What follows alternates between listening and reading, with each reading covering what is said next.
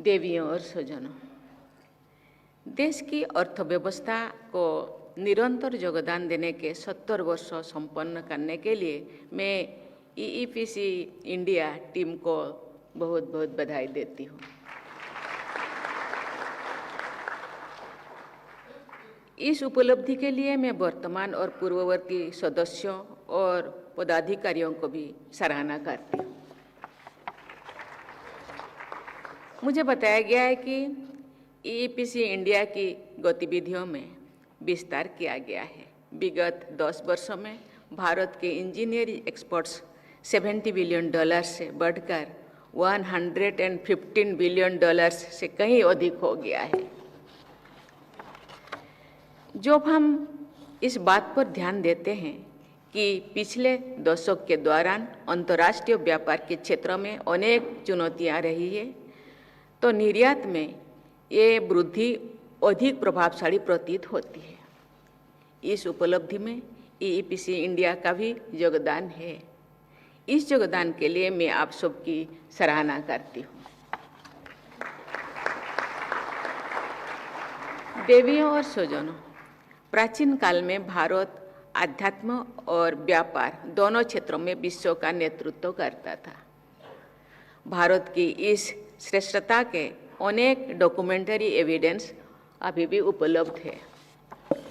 भारत के प्राचीन पश्चिम में भृगुकुच, जहाँ आज का उरुज शहर है, तथा मालाबार कोस्ट पर अनेक बंदरगाह थे।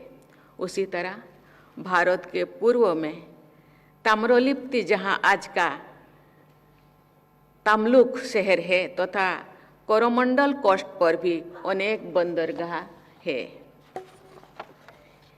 ये सभी बंदरगाह Roman empire, south east Asia तथा विश्व के अन्य क्षेत्रों में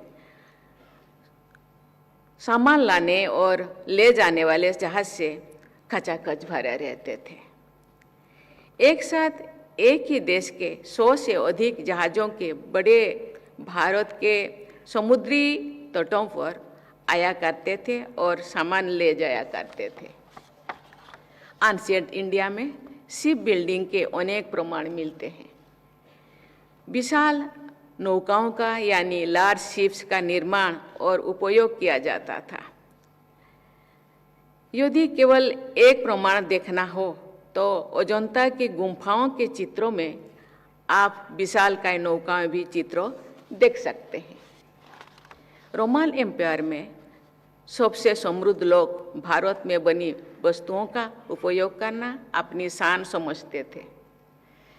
विश्व के सभी क्षेत्रों में स्वर्ण मुद्राएं तथा अन्य बहुमूल्य धातुओं के सिक्के भारत पहुंचते थे।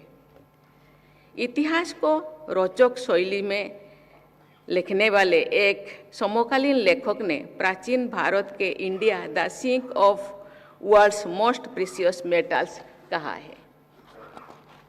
भारत को फिर एक बार ज्ञान और व्यापार का अग्रणी केंद्र बनाना सभी देशवासियों का संकल्प होना चाहिए।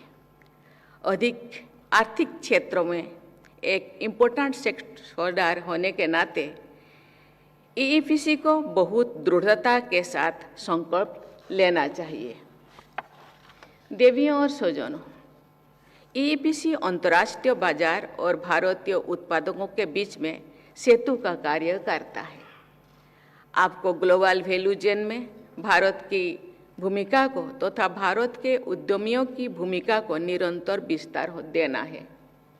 वर्ल्ड ट्रेड ऑर्डर और इंटरनेशनल इकोनॉमिक ऑर्डर में हो रही परिवर्तनों में उनका कारण आपकी भूमिका और अधिक महत्वपूर्ण हो गई है। अंग्रेजों की एक कहावत है, when the going gets tough the tough get going. Covid की महामारी से मानव समुदाय के समक्ष स्वास्थ्य का ऐसा गंभीर संकट आया था, जिसके तुलना लगभग 100 वर्षों से पहले स्पेनिश फ्लू नामक वैश्विक महामारी से की गई थी। साथ ही कोविड से एक अभूतपूर्व आर्थिक संकट भी उत्पन्न हुआ। उस दौरान भारत ने विशाल स्तर पर वैक्सीन का उत्पादन करने, महामारी से जुड़े प्रशासनिक प्रबंध करने, देशवासियों के सहित अनेक अन्य देशों की सहायता करने के जो उदाहरण प्रस्तुत किए हैं वो अभूतपूर्व था। कोविड महामारी के दौरान ही आत्मनिर्भर भारत अभियान शुरू किया गया है। उस अभियान के दूरगामी आर्थिक लाभ दिखाई पड़ती है। कोविड महामारी से उत्पन्न हर प्रकार की चुनौतियों का सामना करके भारत ने जिस आत्मविश्वास का परिचय दिया और राष्ट्रीय क्षमता को बढ़ाकर वैश्विक चुनौतियों का सामना करने का एक प्रेरक उदाहरण है। आत्मनिर्भर भारत अभियान का एक प्रमुख आयाम ऐसे सुदृढ़ अर्थव्यवस्था का निर्माण करता है जिस पर अंतर्राष्ट्रीय उथल पुथल का कम से कम प्रभाव पड़े। हमारे देश में उपलब्ध असाधारण क्षमताओं का उपयोग करते हुए वैश्विक व्यापार की चुनौतियों को अवसर में बदलने की जरूरत है।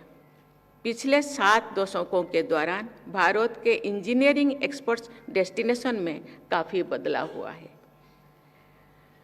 बदलाव के ये प्रक्रिया आपको जारी रखनी है तथा राष्ट्र सर्वोपरि की भावना के साथ भारत की अर्थव्यवस्थाओं को निरंतर मजबूत बनाने के लिए कार्य करते रहना चाहिए।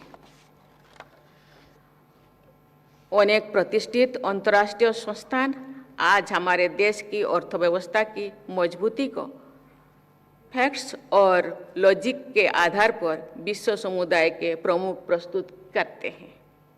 ऐसे स्टडीज और सर्वेज EEPC जैसे संस्थानों के लिए थर्ड पार्टी सर्टिफिकेशन का महत्व रखते हैं। भारत और यूनाइटेड किंगडम के बीच जुलाई के महीने में किया गया comprehensive economic and trade agreement दोनों पक्षों के बीच के लगभग $56 बिलियन के मर्चेंडाइज एंड सर्विसेज ट्रेड को बहुत आगे ले जाएगा। मुझे विश्वास है कि इस एग्रीमेंट की सफलता की दिशा में EEPC द्वारा और अधिक सक्रिय योगदान दिया जाएगा। मुझे बताया गया है कि EEPC के लगभग 10,000 सदस्यों में 60% से अधिक micro, small and medium enterprises है। ये एंटरप्राइजेस बड़ी संख्या में रोजगार के अवसर प्रदान करती है। हमारी अर्थव्यवस्था में MSMEs का योगदान महत्वपूर्ण भी है और सराहनीय भी। मुझे विश्वास है कि EEPC द्वारा MSMEs के निर्यात को बदलती परिस्थितियों के अनुरूप नई दिशा प्रदान की जाएगी एवं नई शक्ति प्रदान की जाएगी। High quality engineering services and products at low cost Bharat की बहुत बड़ी शक्ति है। विश्व की सबसे बड़ी कंपनियों के ग्लोबल कैपेबिलिटी सेंटर्स भारत में है। समुचित प्रोत्साहन और इकोसिस्टम उपलब्ध कराकर भारत को ग्लोबल इनोवेशन सेंटर बनाने की सोच के साथ EEPC जैसे स्टेक होल्डर्स को आगे बढ़ना चाहिए। ग्लोबल इकोनॉमी और ट्रेड के एक्सपर्ट्स इनोवेशन इकोनॉमीज और कैचअप इकोनॉमीज के बारे में चर्चा करते हैं। इनोवेशन इकोनॉमीज विश्व के सबसे अधिक कॉम्पिटिटिव और प्रॉस्परस इकोनॉमीज है। भारत में उपलब्ध प्रतिभा और ऊर्जा यानी टैलेंट और एनर्जी को एनाबलिंग इकोसिस्टम प्रदान करके भारत को एक लीडिंग इनोवेशन इकोनॉमी बनाने का संकल्प आप सबको लेना चाहिए।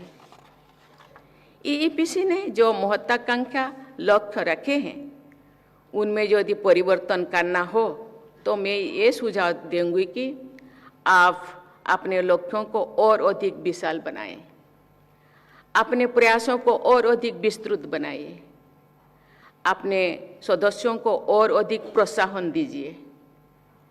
विकसित भारत के निर्माण के संकल्प को पूरा करने की दिशा में और तेज गति के साथ अपना योगदान दीजिए।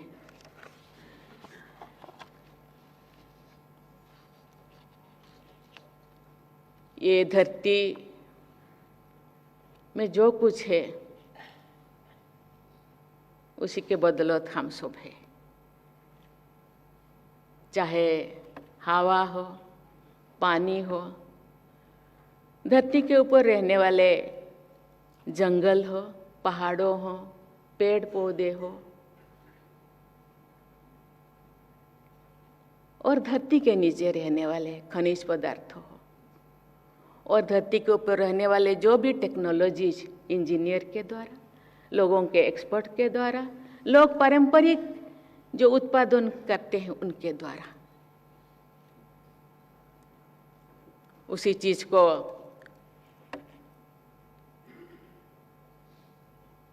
सुंदर बना के देश भारत के गौरव को देखते हुए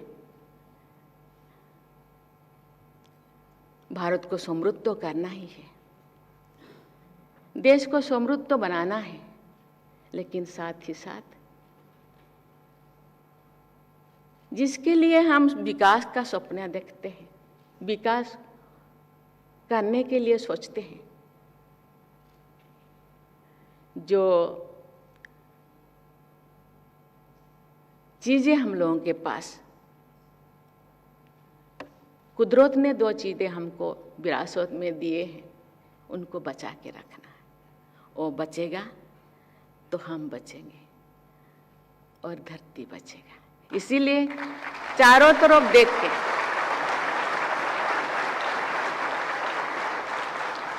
एक्सपोर्ट भी करना है, विकास भी करना है, आर्थिक उन्नति करना है, 2047 तक विकसित भारत भी बनना है, लेकिन साथ के साथ विकसित धरती को भी बनाना है। उसी सोच के साथ, इन्हीं सुझाव के साथ मैं ईपीएफ के सभी सदस्यों के स्वर्णिम भविष्य की मंगल कामना करती हूँ और अपनी वाणी को विराम देती हूँ। जय हिंद, जय भारत। बहुत बहुत धन्यवाद माननीय